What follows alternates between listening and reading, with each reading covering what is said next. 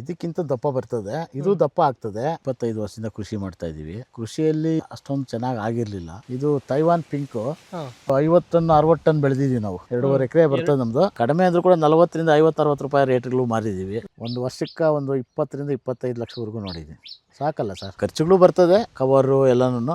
ಆದ್ರೂ ಕೂಡ ಪರವಾಗಿಲ್ಲ, ಒಳ್ಳೆ ಹಣ ಬಂದಿದೆ ನಮಗೆ. ಯಾವ ಸಸಿನೂ ನಮ್ದು ಒಣಗಿಲ್ಲ. ತಿಪ್ಪೆ ಗೊಬ್ಬರ ಕೊಟ್ಕೊಂಡ್ರೆ ಚೆನ್ನಾಗಿ ಆಗ್ತದೆ ಗಿಡಗಳು. ಸೈಜಲ್ಲೂ ಚೆನ್ನಾಗಿ ಬಂದಿದೆ, ಒಳ್ಳೆ ಇಳುವರಿಗಳು ಬಂದಿದೆ. ನೋಡ್ರಿ, ಈ ಗಿಡ ನನಗೆ ಗೊತ್ತಿದ್ದಂಗೆ ಇದರಲ್ಲಿ ಒಂದು 100 kg ಇರ್ತದೆ. ಬೂಜಿ ಕಚ್ಚಿತ್ತು ಅಂದ್ರೆ ಕಾಯಿ ಏನಕ್ಕೂ ಯೂಸ್ ಆಗಲ್ಲ. ಒಂದು ಕವರ್ ಹಾಕಿದೀವಿ ಅಂತಂದ್ರೆ 15 ರಿಂದ 20 ರೂಪಾಯಿ ಕಾಸು ಬಂತು ಅಂತ ಲೆಕ್ಕ. ಲಾಭನೂ ನೋಡಿದೀನಿ, ನಷ್ಟನೂ ನೋಡಿದೀನಿ. ಎಷ್ಟು ಲಾಭನೇ ನೋಡಿರೋದು. ಕೊಬ್ಬರಿ ಇದ್ದಂಗೆ ಇರುತ್ತೆ ತಿನ್ನೋದಕ್ಕೆ. ಚಕ್ರಪಾಣಿ ಯಾದವ್ ಗೈಡ್ ಕೊಟ್ಟಿದ್ರೆ, ಗೈಡ್ ಕೊಟ್ಟಂಗೆ ಮಾಡಿದಾಗ ಏನು ಅಂತ ಲಾಸ್ ಏನು ಆಗಿರ್ಲಿಲ್ಲ. ಕೋಲಾರ ರಿಲಯನ್ಸ್ ಕೊಟ್ಟಿದ್ದೀನಿ, ಮಾಲೂರು ರಿಲಯನ್ಸ್ ಕೊಟ್ಟಿದ್ದೀನಿ. 2 ವರ್ಷಕ್ಕೆ 3 ವರ್ಷಕ್ಕೆ ಕಿತ್ತಾಕಿದ್ದಾರೆ. ನಾನು 5 ವರ್ಷ ಆದ್ರೂ ಇಟ್ಕೊಂಡಿದ್ದೀನಿ. ನಾನು ಇದುವರೆಗೂ ನಮ್ಮ ತೋಟದಲ್ಲಿ ಏನು ಮಧ್ಯವರ್ತಿಗಳಿಗೆ ಯಾರಿಗೂ ಕೊಟ್ಟೇ ಇಲ್ಲ. ಚೆನ್ನಾಗಿದ್ದೀವಿ, ನೆಮ್ಮದಿ ಇದೆ ಸ್ವಲ್ಪ. ನಮಸ್ತೆ, ನಾನು ರಮೇಶ್ ಅಂತ, ಕೋಲಾರ ತಾಲೂಕು, ಕೋಲಾರ ಜಿಲ್ಲೆ, ಬೀರ್ಮಾನಹಳ್ಳಿ ಅಂತ ನಮ್ಮ ಹಳ್ಳಿ ಗ್ರಾಮ ನಮ್ಮದು. ನಾವು ಇದೇ ಊರಿನಲ್ಲಿ ಇರೋದು. ಸುಮಾರು ಒಂದು 25 ವರ್ಷದಿಂದ ಕೃಷಿ ಮಾಡ್ತಾ ಇದ್ದೀವಿ. ಕೃಷಿಯಲ್ಲಿ ಅಷ್ಟೊಂದು ಚೆನ್ನಾಗಿ ಆಗಿರಲಿಲ್ಲ. ಮತ್ತೆ ನಾವು ಹಿಂಗೆ ಬೇರೆ ಬೇರೆ ತಳಿಗಳೆಲ್ಲ ಮಾಡಿದ್ವಿ. ಸುಮಾರು ಒಂದು 3-4 ಎಕರೆ ನೆಟ್ ಹೌಸ್ ಮಾಡಿ ಮೆಣಸಿನ ಗಿಡ ಮಾಡಿದ್ವಿ.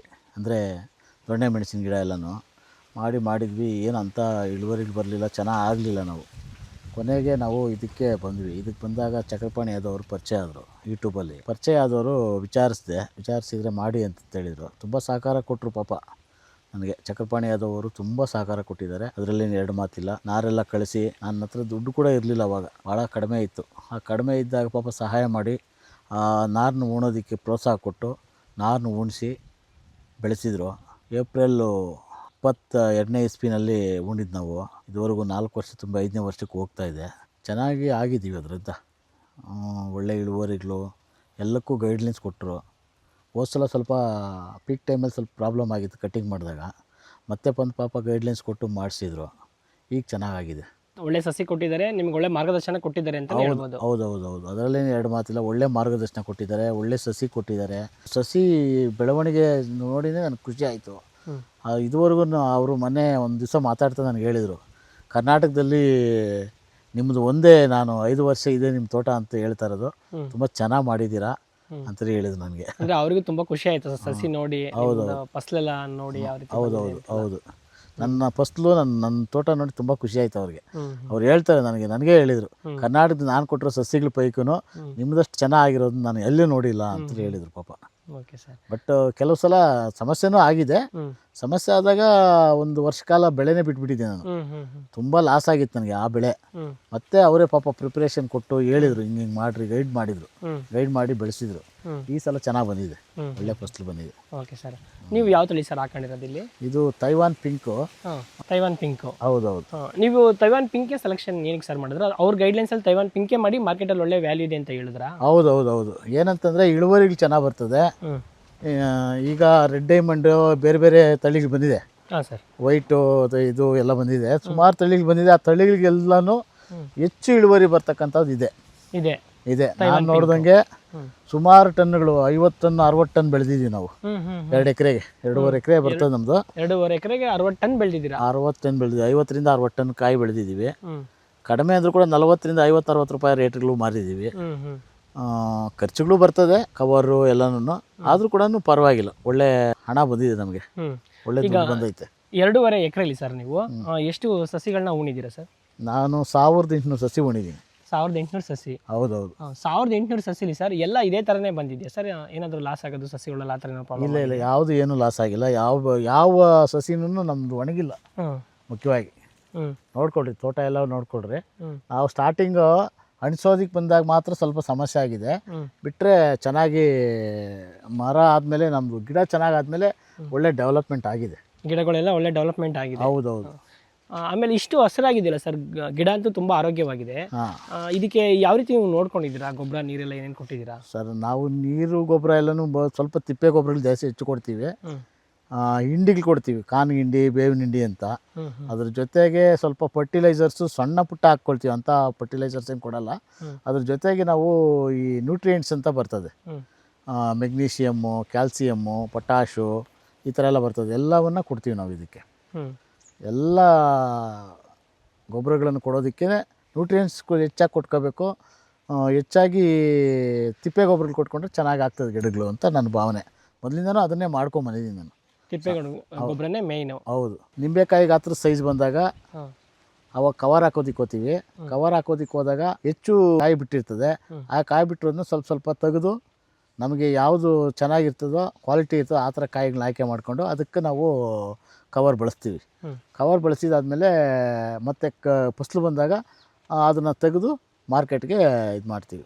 ಅಂದ್ರೆ ಇವಾಗ ಇದು 5 ವರ್ಷದ ಗಿಡ ಅಂತ ಹೇಳಿದ್ರಲ್ಲ, ಹೌದು. ಈಗ 5 ವರ್ಷ ಗಂಟ ಬಿಟ್ಟರೆ ತುಂಬಾ ಬೆಳೆದು ಬಿಡ್ತಿತ್ತು ಇದು. ಕಟಿಂಗ್ ಮಾಡ್ಕೊತೀವಿ ಅದನ್ನು ನಾವು ವರ್ಷಕ್ಕೆ 2 ಸಲ ಕಟಿಂಗ್ ಮಾಡ್ತೀವಿ. ವರ್ಷಕ್ಕೆ 2 ಸಲ ಕಟಿಂಗ್ ಮಾಡ್ತೀವಿ. ಹೌದೌದು, ಕಟಿಂಗ್ ಮಾಡ್ತೀವಿ. ಕೆಲವು ಸಲ ಇನ್ನೂ ಹೆಚ್ಚು ಗಿಡ ಆದಾಗ ಬೇರೆ ಇದ್ರ ಕಾಂಡದ ಹತ್ರಕ್ಕ ಒಂದೂವರೆ ಮೊಳ ಬಿಟ್ಟು ಕಟ್ ಮಾಡ್ತೀವಿ. ಒಂದೂವರೆ ಮೊಳ ಬಿಟ್ಟು ಕಟ್ ಮಾಡ್ತೀವಿ. ಆ ಥರ ಕಟ್ ಮಾಡೋದ್ರಿಂದ ತೀರಾ ಗಿಡ ಹೈಟು ಹೋಗಲ್ಲ, ಅಗಲನೂ ಆಗಲ್ಲ. ಮತ್ತೆ ಫಸ್ಲಲ್ಲಿ ಏನಾದ್ರು ಚೇಂಜಸ್ ಆಗುತ್ತಾ? ಏನೂ ಆಗೋದಿಲ್ಲ. ಫಸ್ಲೆಲ್ಲ ಚೆನ್ನಾಗೇ ಬರುತ್ತೆ. ಮಾಮೂಲಿ ಮೊದಲು ಹೆಂಗಿರ್ತದೆ ಹಂಗೆ ಇರ್ತದೆ. ನಮ್ಗೆ ಇದುವರೆಗೂ ಕಡಿಮೆ ದಪ್ಪನೂ ಆಗಿಲ್ಲ ಕಾಯಿಗಳು, ಸೈಜಲ್ಲೂ ಚೆನ್ನಾಗಿ ಬಂದಿದೆ, ಒಳ್ಳೆ ಇಳುವರಿಗಳು ಬಂದಿದೆ. ಅಂದ್ರೆ ಮಾರ್ಕೆಟ್ಗೆ ಏಳ್ ಮಾಡಿಸ್ತೀರಾ ಸೈಜ್ ಇದೆ. ಈಗ ತೀರಾ ದಪ್ಪ ಆದ್ರೂ ಅವ್ರು ದಪ್ಪ ಆಯ್ತು ಅಂತಾರೆ, ತೀರಾ ಸಣ್ಣ ಆದ್ರೂ ಸಣ್ಣ ಸಣ್ಣ ಅಂತಾರೆ. ಹೌದು, ಎಲ್ಲ ಮೀಡಿಯಂ ಸೈಜ್ ಅಲ್ಲಿ ಬರುತ್ತೆ. ಈಗ ಒಂದು ಗಿಡದಲ್ಲಿ ಸರ್ ನೀವಾಗ ಈಗ ಒಂದಿಷ್ಟು ಸೆಲೆಕ್ಷನ್ ಕಾಯಿ ಅಂತಾನೆ ಮಾಡ್ಕೊಂಡ್ಬಿಟ್ಟು ಮಿಕ್ಕಿದೆಲ್ಲ ಕಿತ್ತಾಕ್ತೀರಾ? ಕಿತ್ತಾಕ್ತೀವಿ. ಕ್ರೋನಿಂಗ್ ಮಾಡ್ತೀವಿ. ಅದನ್ನ ಕ್ರೋನಿಂಗ್ ಅಂತೀವಿ. ಅದನ್ನ ಹೆಚ್ಚು ಕಾಯಿ ಬಿಟ್ಟಿದ್ರೆ ಅದನ್ನ ತೆಗಿತೀವಿ, ರಿಮೂವ್ ಮಾಡ್ತೀವಿ. ಯಾವ್ದು ಚೆನ್ನಾಗಿರ್ತದೆ ಪಿಂದಿಗಳು ಅದನ್ನ ಇಟ್ಕೊಂಡು ಅದಕ್ಕೆ ಕವರ್ ಹಾಕಿ ಉಳಿದಿದ್ದನ್ನ ರಿಮೂವ್ ಮಾಡ್ತೀವಿ. ಇವಾಗ ಒಂದು ಗಿಡದಲ್ಲಿ ಸರ್ ನಿಮ್ಗೊಂದು ಎಷ್ಟು kg ಕಾಯಿ ಬರುತ್ತೆ? ನನಗೆ ಗೊತ್ತಿದ್ದಂಗೆ ಸಾಮಾನ್ಯವಾಗಿ ಒಂದು ನೋಡ್ರಿ, ಈ ಗಿಡ ನನಗೆ ಗೊತ್ತಿದ್ದಂಗೆ ಇದರಲ್ಲಿ ಒಂದು 100 kg ಇರ್ತದೆ. 100 kg ಇರುತ್ತೆ? 100%. ನೋಡ್ಕೊಳ್ಳಿ ಬೇಕಾದ್ರೆ. ಹೌದು ಸರ್, ಫುಲ್ಲು ಇದೆ. ಯಾವುದೂ 350 ಗ್ರಾಮ್ಗಿಂತ ಕಡಿಮೆ ಬರಲ್ಲ ಇದರಲ್ಲಿ. ಈ ಥರ ದಷ್ಟಪುಷ್ಟವಾಗಿರ್ತಕ್ಕಂಥ ಗಿಡದಲ್ಲಿ ಕಡಿಮೆ ಅಂದರೆ ಒಂದು 200 ಕವರ್ ಮೇಲೆ ಬಿದ್ದಿದೆ ಇದು. ಸರ್ ಈಗ ಕವರ್ ಹಾಕಿದ್ರಲ್ಲ ನೀವು, ಯಾವ ಹಂತದಲ್ಲಿ ಬಂದಾಗ ಕವರ್ ಹಾಕಿದ್ರೆ ಒಳ್ಳೇದು? ಇದು ನಿಂಬೆಕಾಯಿ ಗಾತ್ರ ಬಂದಾಗ ಹಾಕಿದ್ರೆ ಒಳ್ಳೇದು. ನಿಂಬೆಕಾಯಿ ಅಂದರೆ ಊಜಿ ತಿಂತದೆ. ಊಜಿ ಕಚ್ಚಿತ್ತು ಅಂದರೆ ಕಾಯಿ ಏನಕ್ಕೂ ಯೂಸ್ ಆಗಲ್ಲ. ಒಂದು ಕವರ್ ಹಾಕಿದೀವಿ ಅಂತಂದ್ರೆ 15ರಿಂದ 20 ರೂಪಾಯಿ ಕಾಸು ಬಂತಂತೆ ಲೆಕ್ಕ. ಒಂದು ಕವರ್ ಹಾಕ್ಬಿಟ್ರಿ. ಹೌದು, ಅದರಿಂದ ಈಗ ಊಜಿ ಎಲ್ಲ ಹೊಡೆದ್ರೆ ಸಮಸ್ಯೆ ಆಗ್ತವೆ. ಊಜಿ ಹೊಡೆದ್ರೆ ಏನು ಯೂಸ್ ಆಗಲ್ಲ ಸರ್. ಅದೇ ತಿನ್ನೋದಕ್ಕೆ ಆಗಲ್ಲ, ಬಳಕೆನೇ ಆಗಲ್ಲ, ಬಿಸಾಕ್ಬೇಕು. ಅಲ್ಲೇ ಕೊಳತು ಇದಾಗ್ಬಿಡುತ್ತೆ. ಅದು ಕೂಡ ಒಂದು ನಮ್ದು ವಿಡಿಯೋ ಮಾಡಿದ್ದಾರೆ ನಮ್ಮ ಸ್ನೇಹಿತರೊಬ್ರು. ಅದು ಕೂಡ ಒಂದು ವಿಡಿಯೋ ಇದೆ. ಇಡೀ ತೋಟ ಎಲ್ಲ ಹೋಗ್ಬಿಟ್ಟಿತ್ತು ಆ ಸಲ ಊಜಿ ಹೊಡೆದು. ಕವರ್ ಅಂದ್ರೆ ಲೇಟ್ ಆಗಿ ಹಾಕಿದ್ವಿ, ಬಳಕೆ ಮಾಡಕ್ ಕವರ್ ಹಾಕಕ್ ಆಗದಿರೋನು ಕೂಲಿ ಆಳು ಸಿಕ್ಕಿದಿರೋನು ಸಮಸ್ಯೆ ಆದಾಗ ಅದನ್ನ ತೋಟನೇ ಬಿಟ್ಬಿಟ್ಟಿದ್ವಿ ನಾವು. ಸುಮಾರು ಲಕ್ಷಾಂತರ ರೂಪಾಯಿ ನಷ್ಟ ಬಿಡ್ರಿ ಅದು. ಅಂದ್ರೆ ನೀವು ಎಲ್ಲ ತರ ಫೇಸ್ ಮಾಡಿದೀರಾ? ಒಂದು ಲಾಭ ನೋಡಿದೀರಾ? ಲಾಭನೂ ನೋಡಿದೀನಿ, ನಷ್ಟನೂ ನೋಡಿದೀನಿ. ಹೆಚ್ಚು ಲಾಭನೇ ನೋಡಿರೋದು. ಹೆಚ್ಚು ಲಾಭನೇ. ಸ್ಟಾರ್ಟಿಂಗ್ ಇಂದ ಸ್ವಲ್ಪ ಅದು ಕಲ್ತ್ಕೊಳ್ಳೋವರೆಗೂ ತಿಳ್ಕೊಳ್ಳೋವರೆಗೂ ಸ್ವಲ್ಪ ನಷ್ಟ ಆಗೈತೆ ನಿಮ್ಗೆ? ಆಗಿದೆ. ಇಲ್ಲ ಸ್ಟಾರ್ಟಿಂಗ್ ಅಲ್ಲಿ ಗೈಡ್ ಕೊಟ್ಟಿದ್ರು ಪಾಪ ಇವರು ಚಕ್ರಪಾಣಿ ಯಾದವ್ ಗೈಡ್ ಕೊಟ್ಟಿದ್ರು. ಗೈಡ್ ಕೊಟ್ಟಂಗೆ ಮಾಡಿದಾಗ ಏನು ಅಂತ ಲಾಸ್ ಏನು ಆಗಿರ್ಲಿಲ್ಲ. ಆಮೇಲೆ ಒಂದು ಕ್ರಾಪ್ ಅಲ್ಲಿ ಅವ್ರು ಬರಕ್ಕಾಗಿಲ್ಲ ಅಂತ ಹೇಳ್ಬಿಟ್ಟು ಬರಲಿಲ್ಲ. ಅವಾಗ ಒಂದು ಕ್ರಾಪ್ ನಮ್ದು ಹೆಚ್ಚು ಕಡಿಮೆ ಆಗಿತ್ತು. ಬಿಟ್ಟೇ ಬಿಡ್ಬೇಕಿನ್ ತೋಟನೇ ಕಿತ್ತಾಕ್ಬೇಕು ಅನ್ನೋ ಮಟ್ಟಕ್ಕಿದ್ದೆ ನಾನು.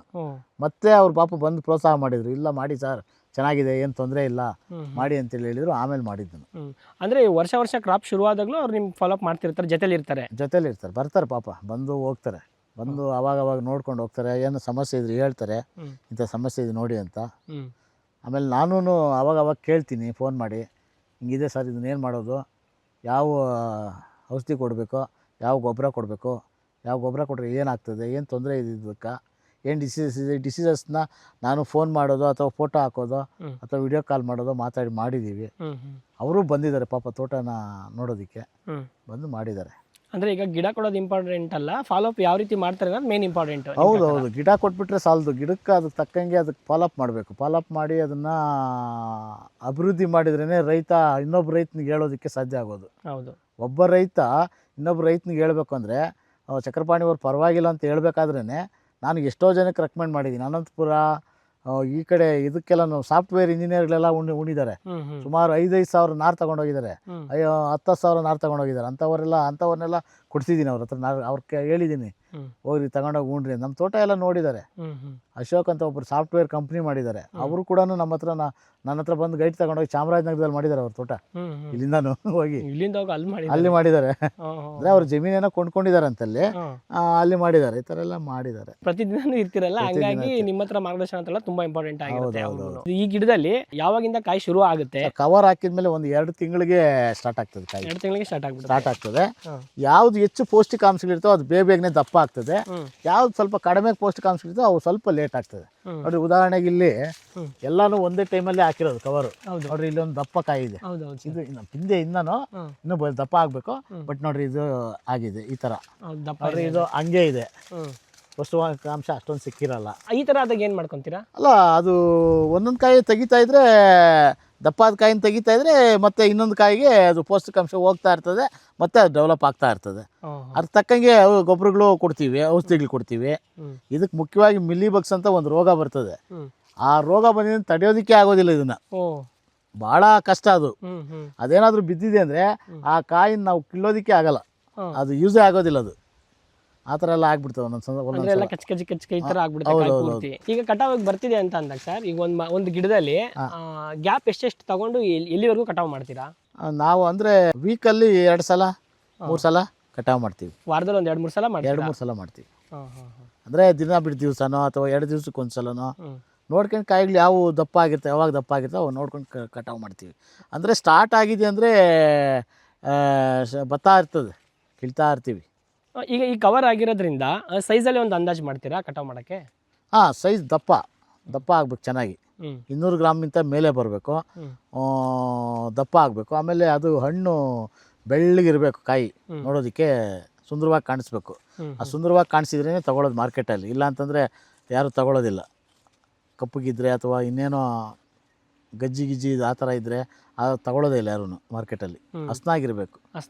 ಅವಾಗ ಮಾರ್ಕೆಟಲ್ಲಿ ಒಳ್ಳೆ ಇದಕ್ಕೆ ನಾವೇನು ಮಾಡ್ತೀವಿ ಅಂದರೆ ಮಾರ್ಕೆಟಲ್ಲಿ ಇವಾಗ ರಿಲಿಯನ್ಸು ಕಂಪ್ನಿಗಳಿದೆಯಲ್ಲ, ಆ ಕಂಪ್ನಿಗಳು ಕೊಡಬೇಕಾದ್ರೆ ಅದಕ್ಕೆ ಫಾರ್ಮ್ ಹಾಕಿ, ಇವಾಗ ನಾವು ಆ್ಯಪಲ್ಗೆ ಹಾಕ್ತಿರಲ್ಲ ಫಾರ್ಮು, ಆ ಥರದ್ದು ಫಾರ್ಮ್ ಹಾಕಿ ಕೊಡ್ತೀವಿ. ಆವಾಗ ಮಾರ್ಕೆಟಲ್ಲಿ ಒಳ್ಳೆ ಬೆಲೆ ಕೊಡ್ತಾರೆ, ತಗೊಂಡು ಇದು ಮಾಡ್ಕೊಳ್ತಾರೆ. ಈಗ ಮೊದಲನೇ ಕ್ರಾಪ್ ನೀವು ಕಟ್ ಮಾಡಿದಾಗ ಯಾವ ಮಾರ್ಕೆಟ್ಗೆ ಹಾಕಿದ್ರಿ ಸರ್ ನೀವು? ನಾನು ರಿಲಿಯನ್ಸ್ ಕಂಪ್ನಿ ಕೊಟ್ಟಿದ್ದೆ. ಆಮೇಲೆ ಬೆಂಗಳೂರಲ್ಲಿ ಕೆಲವ್ರಿಗೆ ಮಾಮೂಲಿ ಇವ್ರಿಗೆ ಕೊಟ್ಟಿದ್ದೆ, ವ್ಯಾಪಾರಸ್ಥರಿಗೆ. ಹೊಸಕೋಟೆಯವರೊಬ್ಬರು ಅಂಬರೀಷ್ ಅಂತ ಬರ್ತಾಯಿದ್ರು, ಅವ್ರಿಗೆ ಕೊಟ್ಟಿದ್ದೀನಿ. ಒಳ್ಳೆ ಕಾಯಿ ಕೊಟ್ಟಿದ್ದೀನಿ ಅವ್ರಿಗೆ, ಒಳ್ಳೆ ದುಡ್ಡು ಕೊಟ್ಟಿದ್ದಾರೆ, ಒಳ್ಳೆ ಇದು ಕೊಟ್ಟಿದ್ದಾರೆ. ಪಾಪ ಒಳ್ಳೆ ರೇಟು ಕೊಟ್ಟಿದ್ದಾರೆ ಅವರು. ಅಂದರೆ ಕಷ್ಟ ಕಾಲದಲ್ಲೇ ಅವರು ನಮ್ಮ ಕಾಯಿ ತಗೊಂಡೋದ್ರು. ಅಂದರೆ ರೇಟ್ಗಳು ಫುಲ್ ಡೌನ್ ಇತ್ತು, ಆದರೂ 50, 42, 45 ಕೊಟ್ಟು ತಗೊಂಡೋಗೋರು. ಚೆನ್ನಾಗಿದೆ ಕಾಯಿ ಅಂತ, ಕ್ವಾಲಿಟಿ ಚೆನ್ನಾಗಿದೆ ಅಂತ. ಟೇಸ್ಟ್ ಎಲ್ಲ ಯಾವ ರೀತಿ ಬರುತ್ತೆ ಸರ್ ಇದು? ತುಂಬ ಚೆನ್ನಾಗಿರುತ್ತೆ ಸರ್. ಸ್ವಲ್ಪ ಬೀಜ ಇರುತ್ತೆ, ಬಿಟ್ಟರೆ ತಿನ್ನೋದಕ್ಕಂತೂ ತುಂಬ ಚೆನ್ನಾಗಿದೆ. ಕೊಬ್ಬರಿ ಇದ್ದಂಗೆ ಇರುತ್ತೆ ತಿನ್ನೋದಕ್ಕೆ. ನಾವು ತೆಂಗಿನ ಮರದಲ್ಲಿ ಕಿತ್ತರೆ ಕಾಯಿ, ಕೊಬ್ಬರಿ ಕಾಯಿ ಹೆಂಗಿರ್ತದೆ ಹಂಗಿರ್ತದೆ ಸಿಹಿಯಾಗಿ. ನಮ್ಮ ತೋಟದಲ್ಲಂತೂ ಸಿಹಿಯಾಗಿದೆ ಸರ್. ನಾನು ನೋಡಿರೋ ಮಟ್ಟಿಗೆ ನಾವು 5 ವರ್ಷದಲ್ಲಿ ಯಾವತ್ತೂ ಏನು ಸಪ್ಪೆ ಅನಿಸೇ ಇಲ್ಲ, ಅನಿಸೇ ಇಲ್ಲ. ಈಗ ನೀವು ಬೆಳೆದು ನೀವು ತಿಂದಿರೋದಕ್ಕೂ ಅಥವಾ ನಿಮ್ಮ ಥರನೇ ಒಬ್ಬರು ರೈತರು ಬೆಳೆದಿರೋದಕ್ಕೂ ನೀವು ಡಿಫ್ರೆನ್ಸ್ ಏನಾದ್ರು ನೋಡಿದ್ದೀರಾ? ಹೋಗಿ ಬರ್ತಿರ್ತೀರಾ ಆ ಥರ? ಖಂಡಿತ. ನಾನು ಕೋಲಾರ, ಚಿಕ್ಕಬಳ್ಳಾಪುರ 2 ಜಿಲ್ಲೆಗಳಿಗೂ ಓಡಾಡಿದ್ದೀನಿ.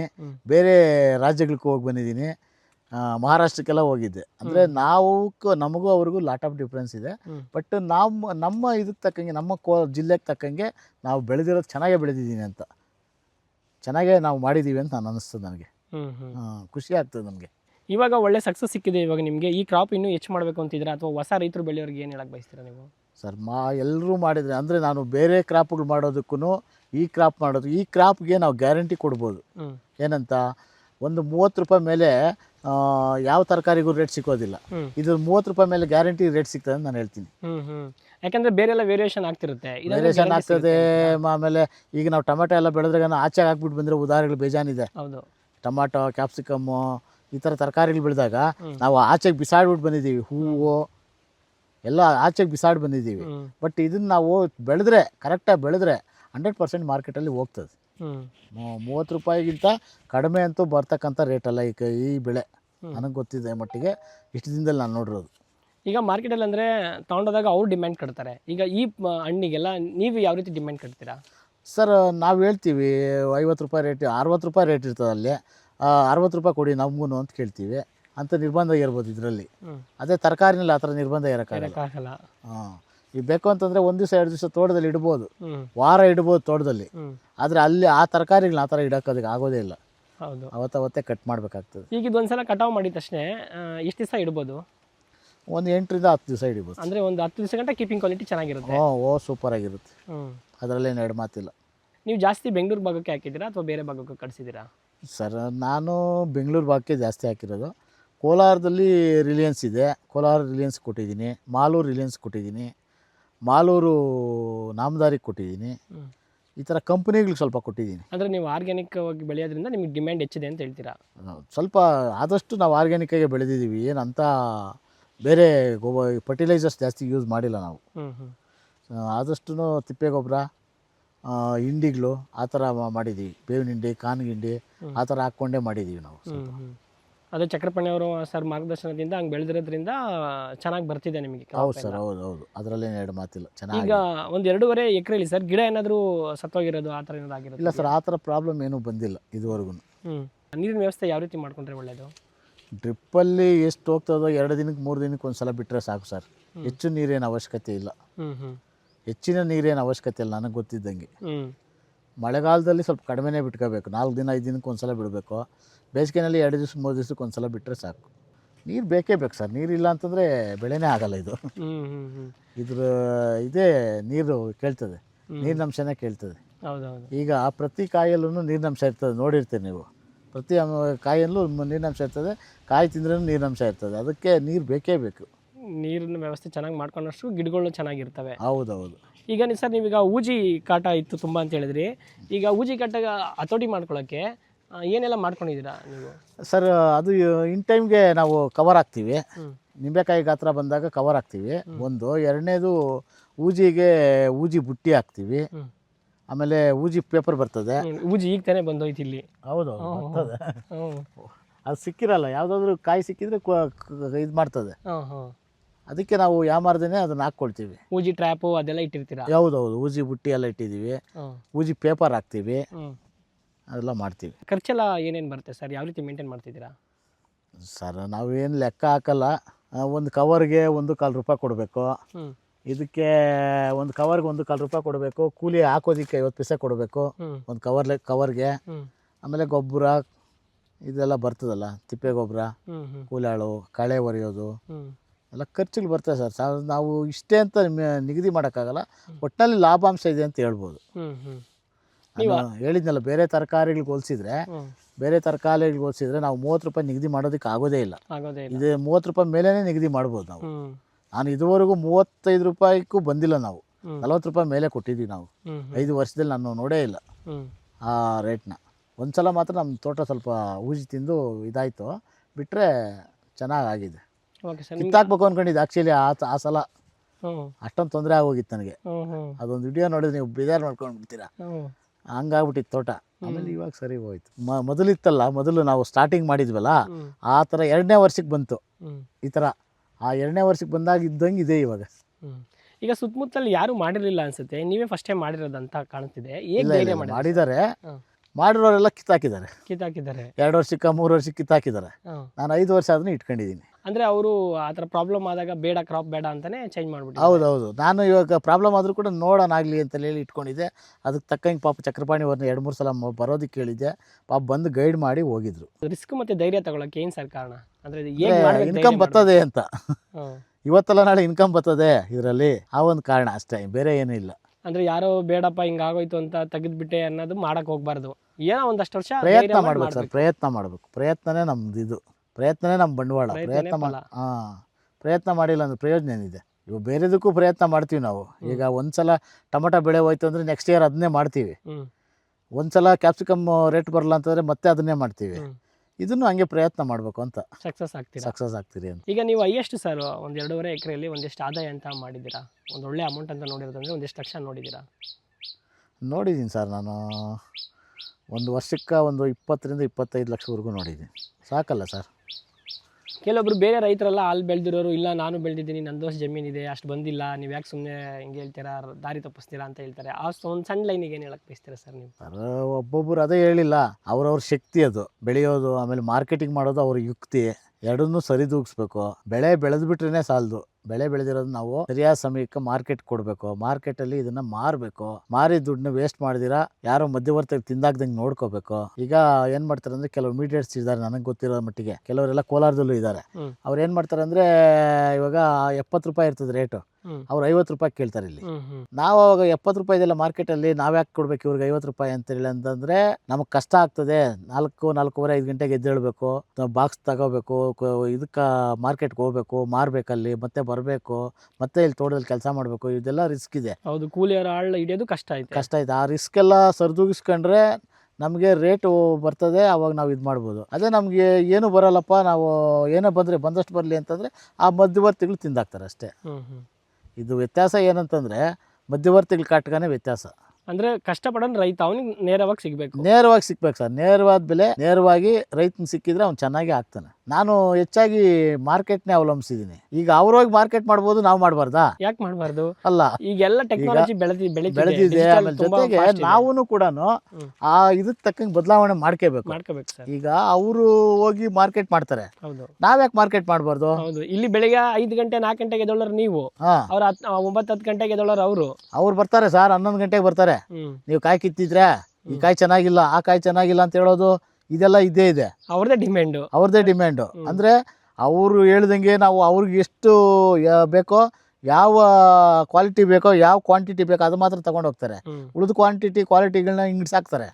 ನಾವು ಹಂಗೆಲ್ಲಲ್ಲ. ನಾವು ಅದು ಕ್ವಾಂಟಿಟಿ ಅಂತಂದ್ರೆ ನಾವು ಹಿಂಗಿಡ್ಸಕ್ ಹೋದ್ರೆ ಅಯ್ಯೋ ಅನ್ಯಾಯವಾಗಿ ಓದ್ತದೆ, ಯಾಕಂದ್ರೆ ನಾವು ಕಷ್ಟಪಟ್ಟಿರ್ತೀವಿ. ಅನ್ಯಾಯವಾಗಿ ಓದ್ತಂದ್ರೆ ನಾವು ಯೋಚನೆ ಮಾಡ್ತೀವಿ. ಅವಾಗ ಯೋಚನೆ ಮಾಡಿದ್ರೆ ನಾವು ಯಾಕೆ ಅದನ್ನ ಬಿಡಬೇಕು ಅಂತ ಹೇಳಿ ಅದನ್ನು ತಗೊಂಡು ಹೋಗ್ತೀವಿ ನಾವು ಮಾರ್ಕೆಟ್ಗೆ, ಅದನ್ನು ಮಾರ್ತೀವಿ. ಅದು ಮಾಡ್ಬೇಕು ಸರ್. ರೈತರಾದವರು ನಾವು ಓನ್ ಮಾರ್ಕೆಟ್ ಮಾಡೋದಕ್ಕೆ ನಾವು ಪ್ರಯತ್ನ ಮಾಡಬೇಕು. ಮಾರ್ಕೆಟ್ ಮಾಡೋದಕ್ಕೆ ಸರ್ ನಮ್ಮ ರೈತರು ಎಷ್ಟೋ ಜನ ಬೇರೆ ದೇಶಗಳಿಗೆ ಕಳಿಸ್ತಾ ಇದ್ದಾರೆ ಸರ್. ಬೇರೆ ದೇಶಗಳಿಗೆ ರಫ್ತು ಮಾಡ್ತಾರೆ. ನಾನು ನೋಡಿರೋಂಥ ಕೆಲವು ರೈತರುಗಳು. ನಾವು ಕೂಡ ಅದ್ರ ಹಿಂದೆ ಬಿದ್ದು ಮಾಡಿದ್ರೆ ಆಗ್ತದೆ. ಈಗ ಡೆಲ್ಲಿಗೆಲ್ಲ ಮಾರ್ಕೆಟಿಂಗ್ ಹೋಗ್ತಾರೆ ಚೇಬೆಕಾಯಿ ತಗೊಂಡು. ನಾವು ಹೋದ್ರೆ ಮಾಡ್ಬೋದು, ನೇರವಾಗಿ ಮಾಡ್ಬೋದಲ್ಲ. ಹೌದು ಸರ್, ನೇರವಾಗಿ ಮಾಡಿದಷ್ಟು ನಮಗೆ ಲಾಭ ಅಲ್ವಾ? ಮಧ್ಯವರ್ತಿಗೆ ಯಾಕೆ ಕೊಡ್ಬೇಕು? ನಾನು ಇದುವರೆಗೂ ನಮ್ಮ ತೋಟದಲ್ಲಿ ಏನು ಮಧ್ಯವರ್ತಿಗಳಿಗೆ ಯಾರಿಗೂ ಕೊಟ್ಟೇ ಇಲ್ಲ. ಮಾರ್ಕೆಟಿಂಗ್ ಭಾಳ ಮಾಡಿದ್ದೀನಿ ನಾನು. ನಮ್ಮ ತೋಟದ ಹತ್ರನೇ ಬಂದು ತಗೊಂಡೋಗೋರ್ಗೆ ಕೂಡ ಇವಾಗ ನಾವು ಮಾರ್ಕೆಟ್ ರೇಟ್ಗೆ ನೋಡೇ ಕೊಡೋದು. ಹೌದು, ಹಂಗೆ ಕೊಡಲ್ಲ. ಈಗ ಗ್ರಾಹಕರಿಗೂ ಲಾಸ್ ಆಗುತ್ತೆ. ಏನಕ್ಕಂತಂದ್ರೆ ಇಲ್ಲ ರೀ ನಮಗೆ ಮಾರ್ಕೆಟಲ್ಲಿ ಸಿಕ್ಕಿರೋದು, ನೀವು ಬೇಕಾದ್ರೆ ತಗೊಳ್ಳಿ, ಇಲ್ಲ ಬಿಡಿ ಅಂತಾರೆ. ಆಗ ಅಲ್ಲಿ ಅವ್ರು ತಗೊಂಡಿಲ್ಲ ಅಂದ್ರೆ ರೈತನ ಡಿಮ್ಯಾಂಡ್ ಕಡಿಮೆ ಆಗುತ್ತೆ. ಅವಾಗ ಬ್ರೋಕರ್ಗೆ ಏನು ಸಮಸ್ಯೆ ಆಗಲ್ಲ, ಅವ್ರಿಗೇನು ಸಮಸ್ಯೆ ಆಗ್ತದೆ? ಬೆಳೆದಿರೋಂಗೆ ತಾನೇ ಸಮಸ್ಯೆ. ಹೌದು, ಬೆಳೆದಿರೋನವ್ನು ಕಷ್ಟಪಟ್ಟಿರೋನಿಗೆ ಸಮಸ್ಯೆ. ಸರ್, ಇವಾಗ 1 ವರ್ಷದಲ್ಲಿ ನೀವು 25 ಲಕ್ಷ ಬಂತು ಅಂತ ಹೇಳಿದ್ರಿ. ಒಂದೊಂದು ಸಲ ಮಾರ್ಕೆಟ್ ಕಡಿಮೆ ರೇಟ್ಗಳಿದ್ದಾಗ ಕಡಿಮೆನೂ ಆಗಿದೆ, ಜಾಸ್ತಿ ಬಂದಾಗ ಜಾಸ್ತಿನೂ ಆಗಿದೆ. ಒಂದು 5-10 ಲಕ್ಷ ವೇರಿಯೇಷನ್ ಆಗಿದೆ. ಇಲ್ಲ ಒಂದು 4-5 ಲಕ್ಷ ವೇರಿಯೇಷನ್ ಆಗಿರ್ತದೆ, ಜಾಸ್ತಿ ಆಗಿರ್ತದೆ, ಕಡಿಮೆನೂ ಆಗಿರ್ತದೆ. ಒಂದು 10 ಲಕ್ಷ ಕಡಿಮೆನೂ ಆಗಿರ್ತದೆ ಕೆಲವು ಸಂದರ್ಭಗಳು. ಈಗ ಉದಾಹರಣೆಗೆ ಕೆಲವು ಸಲ 70 ರೂಪಾಯಿ ಮಾರ್ಕೆಟ್ ಇತ್ತು, 65-70 ರೂಪಾಯಿ ಮಾರ್ಕೆಟ್ ಇತ್ತು. ಅವಾಗ ಒಳ್ಳೆ ಕಾಸು ಬಂದಿರ್ತದೆ. 45-50 ರೂಪಾಯಿ ರೇಟ್ಗಳು ಬಂದಿದೆ. 42 ರೂಪಾಯಿ ಕೊಟ್ಟಿದ್ದೀವಿ ನಾವು. ರೇಟು ಅದಕ್ಕಿಂತ ಕಡಿಮೆ ಕೊಟ್ಟಿಲ್ಲ, 42 ರೂಪಾಯಿ ಕೊಟ್ಟಿದ್ದೀವಿ ನಾವು. ಅವಾಗೆಲ್ಲ ಸ್ವಲ್ಪ ಕಡಿಮೆ ಆಗಿರ್ತದೆ. ಹಂಗೆ ವೇರಿಯೇಷನ್ ಆಗ್ತದೆ, ಅದೆಲ್ಲ ಸಹಜ. ನಾನು ಹೇಳ್ತಾ ಇದ್ದೀನಲ್ಲ ಸರ್, ಬೇರೆ ತರಕಾರಿಗಳು ಹೋಲಿಸಿದ್ರೆ 30 ರೂಪಾಯಿ ನಿಗದಿ ಮಾಡೋಂಥ ಯಾವ ಕ್ರಾಪು ಇಲ್ಲ. ಇದು ಬಿಟ್ರೆ ಇದ್ರೆ ಹೇಳಿ ಮಾರ್ಕೆಟಲ್ಲಿ, ಯಾರಾದ್ರೂ ಹೇಳಿ, ನಾನು ಹೇಳ್ತೀನಿ, ಒಪ್ಕೊಳ್ತೀನಿ. ಫಾರ್ ಎಕ್ಸಾಂಪಲ್ ಇವಾಗ ಪ್ರೊಮೊಗ್ರಾನೇಟ್ ಬೆಳಿತಾರೆ, ಅದು ಕೂಡ ಪಾಪ ಮಾರ್ಕೆಟಲ್ಲಿ ಎಷ್ಟು ಕಷ್ಟ. ಬೆಳೆಯೋದೇ ಕಷ್ಟ ಅಂದ್ರೆ ಆ ಬೆಳೆದಿರೋದನ್ನ ಎಷ್ಟು ಲಾಸ್ ಆಗಿದ್ದಾರೆ ಅಂತ ನಾನೇ ನೋಡಿದ್ದೀನಿ. ಕೋಲಾರ ಜಿಲ್ಲೆನಲ್ಲಿ ಕಡಿಮೆ, ಚಿಕ್ಕಬಳ್ಳಾಪುರ ಜಿಲ್ಲೆನಲ್ಲಂತೂ ಪಾಪ ವಿಪರೀತ ಬೆಳೀತಾರೆ. ಎಷ್ಟೋ ಜನ ಪಾಪ ಅದರಿಂದ ಮಣ್ಣು ಮುಕ್ಕ ಹೋಗಿದ್ದಾರೆ. ನಾನು ಹೇಳೋದೇನೆಂದ್ರೆ ಬೇರೆ ಕ್ರಾಪ್ಗಳಲ್ಲಿ ಹೋಲಿಸಿದ್ರೆ 30 ರೂಪಾಯಿಗಿಂತ ಕಡಿಮೆ ಬರ್ತಕ್ಕಂಥ ತರಕಾರಿ ಯಾವುದೂ ಇಲ್ಲ. ಇದು ಬಿಟ್ರೆ ಯಾವುದೂ ಇಲ್ಲ. 30 ರೂಪಾಯಿಗಿಂತ ಮೇಲ್ಪಟ್ಟೆನೆ ಇದು ಒಂದು ನಿಗದಿ. ನಾನು ಹೇಳ್ತಾ ಇರೋದು ಬ್ಯಾಲೆನ್ಸ್ ಮಾಡೋದಕ್ಕೆ. ನಾವು ರೈತರು ಬ್ಯಾಲೆನ್ಸ್ ಮಾಡೋದಕ್ಕೆ ಹೇಳ್ತಾ ಇರೋದು ನಾನು. ಎಲ್ಲರೂ ಬೆಳಿಬೋದು ಸರ್, ಯಾರು ಇಂಥವ್ರು ಅಂಥವ್ರು ಅಂತೇನಿಲ್ಲ, ಎಲ್ಲರೂ ಬೆಳಿಬೋದು.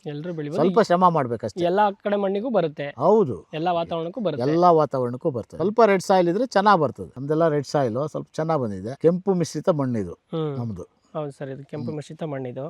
ಈಗ ಸರ್, ಈಗ ಇಳುವರಿಲಿ ಏನಾದ್ರು ವರ್ಷದಿಂದ ವರ್ಷಕ್ಕೆ ಅಪ್ ಡೌನ್ ಆಗೋದ್ರಿಂದ ಇರುತ್ತಾ? ಸ್ಟಾರ್ಟಿಂಗ್ ಅಲ್ಲಿ ಗಿಡ ದೊಡ್ಡದಾಗದೇ ಇದ್ದಾಗ ಇರ್ತದೆ, ದೊಡ್ಡದಾದ್ಮೇಲೆ ಏನು ಇರಲ್ಲ. ಆಮೇಲೆ ಕಟಿಂಗ್ ಮಾಡಿರ್ತೀವಿ ನಾವು, ಆ ಸಂದರ್ಭಗಳು ಸ್ವಲ್ಪ ಕಡಿಮೆ ಇರ್ತದೆ. ಪ್ರೂನಿಂಗ್ ಮಾಡಿರ್ತೀವಿ ಗಿಡನ, ಅವಾಗ ಸ್ವಲ್ಪ ಕಡಿಮೆ ಇರ್ತದೆ. ಚೆನ್ನಾಗಿ ಬಂದಿದೆ. ಒಳ್ಳೆ ಮಳೆಗಳು ಬಿದ್ದರೆ ಅಂತೂ ಇನ್ನೂ ಚೆನ್ನಾಗಿ. ನಮ್ಮದು ಮಳೆನೇ ಬಿದ್ದಿಲ್ಲ ಸರ್. ನನಗೆ ಇವಾಗ ಜೂನಲ್ಲಿ ಇದಾಗಿದ್ದು ನಮ್ಮದು ಕ್ರಾಪು ಹೂವು ಬಿಟ್ಟಿದ್ದು. ಜುಲೈ ಆಗಸ್ಟ್ ಬರ್ತಾ ಇದೆ, ಜುಲೈ ಆಗಸ್ಟ್ ಬಂದಿದೆ, ಇದುವರೆಗೂ ಮಳೆನೇ ಬಿದ್ದಿಲ್ಲ ಸರ್ ನಮಗೆ. ಮಳೆನೇ ಬಿದ್ದಿ, ಸುಮ್ಮನೆ ಮುಚ್ಕೊಂಡಿರ್ತದೆ, ಹೋಗ್ತದೆ. ಮಳೆನೇ ಬೀಳಲಿಲ್ಲ ನಮಗೆ. ಮಳೆನೇ ಇಲ್ಲ. ಮಳೆ ಬಿದ್ದಿದ್ರೆ ಅಂತೂ ಇನ್ನೂ ಚೆನ್ನಾಗಿರೋದು. ನೀವು 2.5 ಎಕರೆಗೆ ಎಷ್ಟು ಬೋರ್ವೆಲ್ ಹಾಕಿದ್ದೀರಾ ಸರ್? ನಂದು 3 ಬೋರ್ವೆಲ್ ಇದೆ, ಒಂದು ಬತ್ತೋಗಿದೆ, ಇನ್ನು 2 ಬೋರ್ವೆಲ್ ನೀರು ಬರ್ತದೆ. ಇನ್ನೆರಡರಲ್ಲಿ ನೀರಿದೆ. ಹೌದು. ಈಗ ಮಳೆ ಟೈಮಲ್ಲಿ ಏನಾದ್ರು ನೀವು ನೀರು ಭೂಮಿ ಹಿಂಗೋ ಆ ಥರ ಏನಾದ್ರು ಮಾಡ್ಕೊಂಡಿದ್ದೀರಾ? ಸರ್ ಇಲ್ಲ, ಒಂದು ಬೋರ್ವೆಲ್ ಮಾಡಿದ್ದೆ, ಮತ್ತೆ ಅದೇನೋ ಪ್ರಾಬ್ಲಮ್ ಆಗಿ ಸ್ವಲ್ಪ ಮುಚ್ಚೋಗಿ ಇದಾಗಿದೆ. ಅದೇ ಇವಾಗ ವ್ಯತ್ಯಾಸ ಆಗಿರೋದು. ಚೆನ್ನಾಗಿದೆ ಬೋರ್ವೆಲ್, ಅದರಲ್ಲಿ ನೀರು ಬರ್ತಾ ಇತ್ತು, ಒಳ್ಳೆ ನೀರು ಬರ್ತಾ ಇತ್ತು. ಅದು ಮಳೆ ನೀರು ಮಾಡೋದಕ್ಕೆ ಅಂತ ಮಾಡಿದ್ವಿ. ಅದೇನೋ ಸ್ವಲ್ಪ ವ್ಯತ್ಯಾಸ ಆಗಿದೆ, ಬಟ್ ನೀರು ಬರ್ತಾ ಇತ್ತು ಅದರಲ್ಲಿ, ಈಗೂ ಬರ್ತದೆ. ಬಟ್ ಅದೇನೋ ಒಂದು ಕೇಸಿಂಗ್ ಪೈಪ್ ಏನೋ ಒಡೆದೋಗಿ ಓಪನ್ ಆಗಿಬಿಟ್ಟು ಒಳಗಡೆಗೆ ಮುಚ್ಕೊಂಬಿಟ್ಟಿದೆ. ಅದಾದರೆ ಸರಿ ಹೋಗ್ಬೋದು, ಅದನ್ನ ಕ್ಲೀನ್ ಮಾಡಬೇಕು ಸ್ವಲ್ಪ. ಸರ್, ಈಗ ಈ CBA ಕೃಷಿ ಮಾಡಿ ನೀವು ಸಕ್ಸಸ್ ಕಂಡಿದ್ದೀರಾ, ಇದರಿಂದ ಏನೆಲ್ಲ ಇಂಪ್ರೂವ್ಮೆಂಟ್ ಆಗಿದ್ದೀರಾ ಸರ್? ಸರ್, ಇಂಪ್ರೂವ್ಮೆಂಟ್ ಅಂತೇನಿಲ್ಲ, ನನಗೆ ಸ್ವಲ್ಪ ಸಾಲಗಳಿತ್ತು. ಇದು ಬ್ಯಾಂಕಿಂದ ಸಾಲ ಪಡೆದಿದ್ದೆ, ಕೈ ಸಾಲಗಳಿದ್ವು, ಒಂದಷ್ಟು ತೀರುವಳಿ ಆಗಿದೆ, ಇನ್ನೂ ಸ್ವಲ್ಪ ಇದೆ. ಆದರೂ ಇರೋದ್ರಲ್ಲಿ ಡೆವಲಪ್ ಆಗಿದ್ದೀವಿ, ಚೆನ್ನಾಗಿದ್ದೀವಿ, ನೆಮ್ಮದಿ ಇದೆ. ಸ್ವಲ್ಪ ಇದು ಮಾಡೋದ್ರಿಂದ ಸ್ವಲ್ಪ ನೆಮ್ಮದಿ ಇದೆ. ಅನುಕೂಲ ಅಂತಂದರೆ ಏನು ಅಂಥ ಅನುಕೂಲಗಳೇನು ಮಾಡ್ಕೊಂಡಿಲ್ಲ, ಸಾಲ ಸಂಕಟ ತೀರಿಸ್ಕೊಂಡಿದ್ದೀವಿ, ಅನುಕೂಲವಾಗಿ ಆರಾಮಾಗಿದ್ದೀವಿ. ಬೇರೆ ಏನು ನಾವು ಸ್ಥಿತಿವಂತರಾಗೋದಕ್ಕಾಗಿಲ್ಲ. ಸ್ಥಿತಿವಂತರಾಗೋದಕ್ಕೆ ಮೊದಲೇ ಸಾಲಗಳಿತ್ತಲ್ಲ ಸರ್, ಅದನ್ನು ತೀರುವಳಿ ಮಾಡಿ ಸ್ವಲ್ಪ ಅಂದ್ರೆ ಈ ಕ್ರಾಪ್ ನಿಮಗೆ ಕೈ ಹಿಡಿದಿದೆ ಅಂತ ಹೇಳಿ? ಕೈ ಹಿಡಿದಿದೆ, ಅದರಲ್ಲೇನು ಎರಡು ಮಾತಿಲ್ಲ. ಇದರಿಂದ ಅನುಕೂಲನೇ ಆಗಿದೆ, ಅನಾನುಕೂಲ ಏನಾಗಿಲ್ಲ. ಗ್ಯಾಪ್ಗೆ ಎಷ್ಟು ಕೊಟ್ಟು ನೆಟ್ಟಿದ್ದೀರಾ ಸರ್, ಒಂದು ಗಿಡದಿಂದ ಒಂದು ಗಿಡಕ್ಕೆ? 9 ಅಡಿ ಅಗಲದಲ್ಲಿ ಗಿಡದಿಂದ ಗಿಡಕ್ಕೆ 5 ಅಡಿ ಹಾಕಿದ್ದೀವಿ ಸರ್. 5 ಅಡಿ? ಹೌದು. 5 ಅಡಿ ಹಾಕಿದ್ರೆ ತುಂಬ ಒಳ್ಳೇದಾ? ಹೌದು ಸರ್, ಒಳ್ಳೇದು. ಅಂದರೆ ಅದಕ್ಕಿಂತ ಇನ್ನು ಸ್ವಲ್ಪ ಜಾಸ್ತಿ ಮಾಡ್ಕೋಬೋದಾ? 5 ಅಡಿನೇ ಫೈನಲ್? ಟ್ರ್ಯಾಕ್ಟ್ರು ಏನಾದರೂ ಓಡಾಡಬೇಕಾದ್ರೆ 12 ಕಾರ್ ಮಾಡಿದರೆ ಒಳ್ಳೇದು. ನಾವು ಟ್ರ್ಯಾಕ್ಟ್ರ್ ಏನೋ ಓಡಾಡಬಾರ್ದು ಅಂದರೆ ನಾವು ಹೇಳೋ ಕ್ರಾಪೇ ಸರಿ ಅಂತ. ಹೆಚ್ಚು ಗಿಡನ ದಪ್ಪ ಆಗೋದಕ್ಕೆ ಬಿಡಬಾರ್ದು, ಕಟಿಂಗ್ ಮಾಡ್ತಾ ಇರಬೇಕು. ಇನ್ನೂ ಒಂದು ಎಷ್ಟು ವರ್ಷದವರೆಗೂ ಕ್ರಾಪ್ ತಗೋಬೋದು ಅಂತ ಹೇಳಿದ್ದಾರೆ ಸರ್ ಅವರು? ಸರ್, ನನಗೆ ಅವರು 10 ವರ್ಷ ಅಂತ ಹೇಳಿದರು, 5 ವರ್ಷ ಆಗಿದೆ. ಚೆನ್ನಾಗಿ ನೋಡಿಕೊಂಡ್ರೆ ಆಗುತ್ತೆ ಅಂತ ಹೇಳಿದ್ದಾರೆ, ನೋಡ್ಬೇಕು ಸರ್.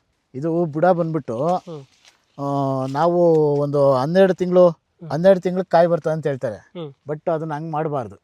ಸ್ಟೆಮ್ನ ಚೆನ್ನಾಗಿ ದಪ್ಪವಾಗಿ ಬೆಳೆಸಿದ್ರೇ, ಏನು ಹೇಳ್ತಾರೆ ಅಂತಂದರೆ, ಇವಾಗ ಬುಡ ದಪ್ಪ ಇದ್ರೇ ಚೆನ್ನಾಗಿ ಗಿಡ ನಿಂತ್ಕೊಳ್ಳೋದಕ್ಕೆ ಸಾಧ್ಯ ಆಗೋದು. ನಾವು 1.5 ವರ್ಷವರೆಗೂ ನಾವು ಕ್ರಾಪೇ ಬಿಟ್ಟಿಲ್ಲ. ಎಲ್ಲ ಹೇಳಿದರು 8 ತಿಂಗಳಿಗೆ ಬಂದುಬಿಡ್ತದೆ, 10 ತಿಂಗಳಿಗೆ ಬಂದುಬಿಡ್ತದೆ, 12 ತಿಂಗಳು ಬಂದುಬಿಡ್ತದೆ ಅಂತೇಳಿ. ಬಟ್ ಇದು ಚಕ್ರಪಾಣಿ ಸರ್ ಬಂದು ನೋಡೋವರೆಗೂ ನಾನು ತೋಟನ ಅಷ್ಟು ನೀಟಾಗಿ ನೋಡ್ಕೊಂಡಿರಲಿಲ್ಲ. ಬಂದು ನೋಡಿಬಿಟ್ಟು, ಯಾಕೆ ರಮೇಶಣ್ಣ ಹಿಂಗೆ ಮಾಡಿದ್ದೀರಿ ಅಂತ ಕೇಳಿದರು. ಏನು ಸರ್ ಮಾಡೋದು, ಏನು ಗೊತ್ತಾಗಿಲ್ಲ ಅಂತಂದ್ರೆ. ನಮ್ಮಪ್ಪ ಸ್ವಲ್ಪ ಹಾಸ್ಪಿಟ್ಲಲ್ಲಿದ್ದರು, ಹಂಗಾಗಿ ಸ್ವಲ್ಪ ಆ ಕಡೆ ಗಮನ ಕೊಟ್ಕೊಂಡಿದ್ದೆ. ಆಮೇಲೆ ಬಂದು ನೋಡಿ, ಪಾಪ ಸ್ಟೆಮ್ ಎಲ್ಲ ದಪ್ಪ ಆಗಿತ್ತು, ಖುಷಿಪಟ್ಟರು. 1.5 ವರ್ಷ ಆದಮೇಲೆ ನಾನು ಕಟಿಂಗ್ ಮಾಡಿದ್ದು. 1.5 ವರ್ಷಕ್ಕೆ ಮಾಡ್ಬೇಕು ಸರ್ ಕಟಿಂಗು. ಸ್ಟೆಮ್ ದಪ್ಪ ಆಗಬೇಕು, ಒಳ್ಳೆ ದಪ್ಪ ಇದ್ದರೆ ಚೆನ್ನಾಗಿ ಗಿಡ ಇದಾಗ್ತದೆ, ಗಿಡ ಲೈಫ್ ಬರ್ತದೆ. ಸ್ಟೆಮ್ ಅಂದರೆ ಎಲ್ಲ ಈ ಥರ ಕಟ್ ಮಾಡಿದ್ದೀರಾ ಹಿಂಗೆ? ಹೌದು ಸರ್. ಕಟ್ ಮಾಡಿ ಏನೋ ಹಚ್ಚಿದ್ದೀರಾ ಸರ್ ಅಲ್ಲಿಗೆ? ಬೋರಾಕ್ಸ್ ಅಂತ ಹಚ್ಚಿದ್ದೀವಿ. ಬೋರಾಕ್ಸ್ ಅಂತ ಹಚ್ಚಿದ್ದೀರಾ? ಅದು ನೋಡಿ, ಅದು ಹಚ್ಚಿದ ಮೇಲೆ ಈ ಕಡೆ ಕವಡೆಲ್ಲ ಹೊಡೆದಿದೆ, ಆ ಕವಡಲ್ಲಿ ಇಷ್ಟು. ಹೌದೌದು, ಬೋರಾಕ್ಸ್ ಹಚ್ಚಿದೆ ಇದ್ರೆ ಏನಾಗುತ್ತೆ ಅಂದರೆ, ಒಳಗಡೆ ಇದೆಯಲ್ಲ ಆ ಸ್ಟೆಮ್ಮಲ್ಲಿ ಒಂದು ಸೂಜಿ ಥರ ಒಂದು ದಪ್ಪದ್ದು ಇದು ಹೋಲ್ ಬೀಳ್ತದೆ. ಆ ಹೋಲ ಬೀಳಿದ್ರೆ ಈ ಹುಳು ಹೋಗಿ ಸೇರ್ಕೊಳ್ತದೆ ಅದರಲ್ಲಿ. ಆ ಹುಳು ಹೋಗಿ ಸೇರ್ಕೊಂಡಿದೆ ಅಂದರೆ ಕಾಂಡನೆಲ್ಲ ತಿಂದಾಗ್ತದೆ, ಅವಾಗ ಗಿಡನೇ ಲಾಸ್ ಆಗುತ್ತೆ.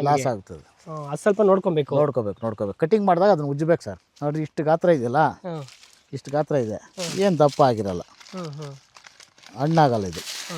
ಇದು 2ರಷ್ಟು 3ರಷ್ಟು ಆಗ್ತದೆ. ಇದು ಇನ್ನೂ 3ರಷ್ಟು ಆಗುತ್ತೆ ಇದು? ಹೌದೌದು. ಸೈಜು ತುಂಬ ಚೆನ್ನಾಗಿದೆ ಸರ್, ರೌಂಡ್ ಶೇಪಲ್ಲಿ. ಶೇಪ್ ಚೆನ್ನಾಗಿ ಬಂದ್ರೆ ಸರ್ ತಗೊಳ್ಳೋದು ಮಾರ್ಕೆಟಲ್ಲಿ. ಚೆನ್ನಾಗಿದೆ ಸರ್. ಇದು ಇದಕ್ಕಿಂತ ದಪ್ಪ ಬರ್ತದೆ, ಇದು ದಪ್ಪ ಆಗ್ತದೆ. ಈಗ ಸರ್, ಈಗ ಚಕ್ರಪಾಣಿ ಸರ್ ಕಡೆಯಿಂದ, ಅವ್ರ ನರ್ಸರಿ ಕಡೆಯಿಂದ ಸಸಿಗಳನ್ನ ತಗೊಂಡು ಬಂದು ಹೊಸದಾಗಿ ಕೃಷಿ ಮಾಡೋರಿಗೆ ಸಸಿಗಳ ಆಯ್ಕೆ ಬಗ್ಗೆ, ಅವ್ರ ನರ್ಸರಿ ಬಗ್ಗೆ ಅದರ ಏನು ಹೇಳ್ತೀರಾ ಸರ್? ಅವರು ಒಳ್ಳೆ ನಾರು ಕೊಡ್ತಾರೆ, ಒಳ್ಳೆ ಗಿಡ ಕೊಡ್ತಾರೆ, ಆಮೇಲೆ ಒಳ್ಳೆ ಸಪೋರ್ಟ್ ಮಾಡ್ತಾರೆ ರೈತರಿಗೆ, ಅದರಲ್ಲಿ ಎರಡು ಮಾತಿಲ್ಲ. ನಂದು ಕೂಡ ನಾರು ಉಣೋ ಸ್ಟೇಜಲ್ಲೇ ಇರಲಿಲ್ಲ ನಾನು. ಪಾಪ ನನಗೆ ಕಡಿಮೆ ದುಡ್ಡು ತಗೊಂಡು ನಾರು ಕೊಟ್ಟಿದ್ರು, ಮತ್ತು ನಾನು ಬೆಳೆದ ಮೇಲೆ ಕೊಟ್ಟಿದ್ದು ನಾನು. ನಮಗೆಲ್ಲ ಸಪೋರ್ಟ್ ಮಾಡಿದ್ದಾರೆ ಸರ್.